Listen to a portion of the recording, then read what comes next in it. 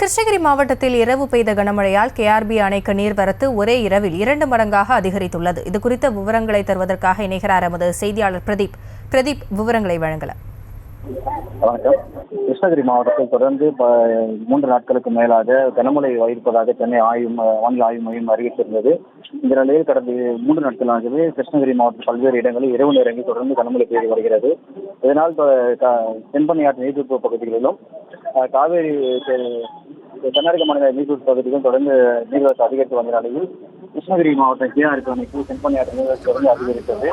இந்த நிலையில் கடந்த சில நாட்களாகவே தொடர்ந்து கேஆர்பி அணைக்கு நீர்வரத்து அதிகரித்த நிலையில் நேற்று நிலவரப்படி கேஆர்பி அணைக்கு இந்த வினாடிக்கு 548 வினாடியாக நீர்வரத்து இருந்தது.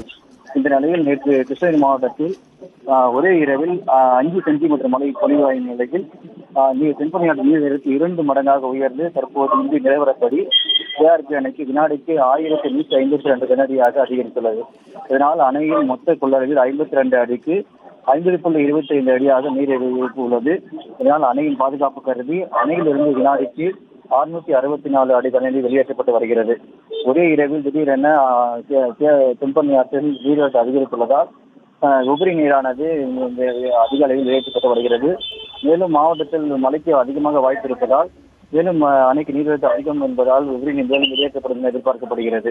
தொடர்ந்து தென்பெண்ணை ஆற்றில் நீர்வரத்து அதிகரித்து வருவதால் இப்போது விவசாயிகள் மற்றும் பொதுமக்கள் மகிழ்ச்சி அடைந்துள்ளனர்.